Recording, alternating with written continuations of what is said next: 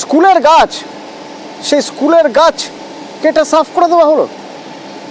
অভিযোগ উঠছে পঞ্চায়েত কর্মাধ্যক্ষর বিরুদ্ধে। চন্দ্রকোনার ঘটনা, পঞ্চায়েত কর্মাধ্যক্ষ যিনি জনপ্রতিনিধি, তিনি এই ধরনের কাজ কি করে করেন? মানুষের জন্য, মানুষকে পরিষেবা দেওয়ার জন্য তিনি গাছ কেটে সাফ করে দিচ্ছেন। তিনি আইন জানেন না, আইন জানার পরেও তিনি এটা করছেন।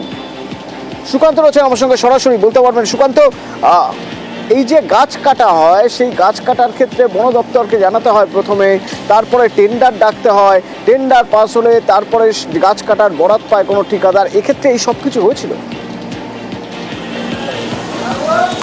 একদমই না অতনুদা। আমরা যখন খোঁজ নিই তখন দেখা যায় যে স্কুলের যিনি ম্যানেজিং কমিটির সদস্য রয়েছেন বা অন্যান্য সকলের কাছ থেকে খবর নিয়ে জানা যায় যে কোনো রকম সরকারি বৈধ পারমিশন ছাড়াই গাছ যে উচ্চ বিদ্যালয় অর্থাৎ রামকৃষ্ণ উচ্চ বিদ্যালয়ের যে প্রাঙ্গণের বেশ কিছু গাছ, সেই গাছ কেটে নেওয়া হয়েছে। আর সেই গাছ কেটেছে কার মদতে? না, একদমই শিক্ষা কর্মাধ্যক্ষ সাধন মণ্ডল, তার মদতেই কিন্তু সাধন সাউ তার মদতেই এই গাছ কাটা হয়েছে বলে অভিযোগ তুলছেন এলাকার মানুষ।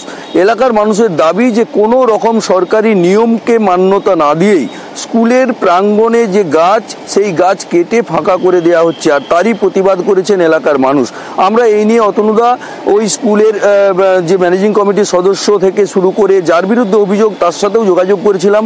তিনি অবশ্য স্বীকার করে নিয়েছেন যে কোনো রকম সরকারি নিয়ম না মেনেই তারা স্কুলের কমিটির মধ্যে একটা বৈঠক করে সেই বৈঠকের পরিপ্রেক্ষিতে কিন্তু গাছ কেটে নিয়েছেন। কিন্তু এখানেই উঠছে প্রশ্ন, হাতে হাতে ধরাই পড়ে গিয়েছেন তখন স্বীকার তো করতেই হবে, কিন্তু তিনি নিয়ম ভেঙেছেন এবং জনপ্রতিনিধি যিনি তিনিও নিয়ম ভেঙেছেন, এ বিষয়ে কোনো সন্দেহ নেই।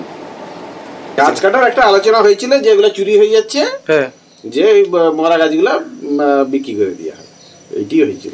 তাহলে আপনাদের অনুমতি নিয়ে গাছ কাটা হচ্ছে আজকে? যে কাজটা আজকে যেটা হচ্ছে সেটা জানিনি, এবার অনেকদিন আগে একটাই, যে এটা ধরুন প্রায় 20 দিন 25 দিন আগে। তাহলে গাছ কাটতে অনুমতি দিল কারা? অনুমতিতে কে দিয়েছে আমি জানিনি তো। মানে স্কুলের গাছ কাটা হচ্ছে, কে কাটছে, কে কাটবে কেউ জানেনি। সেটা তো বলছি জানিনি।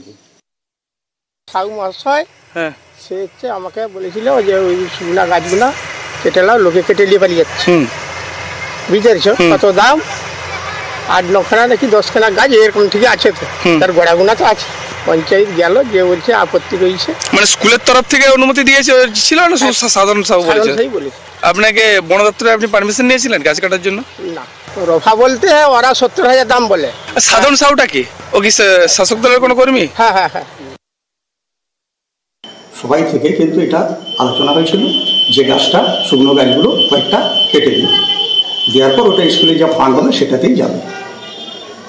এই হচ্ছে শেষ কথা। যদি এবার কেউ বলে থাকে সেটা, তারা তাহলে এটাকে অবৈধ বা আমাকে ফাঁসানোর জন্য এগুলো বলা হচ্ছে।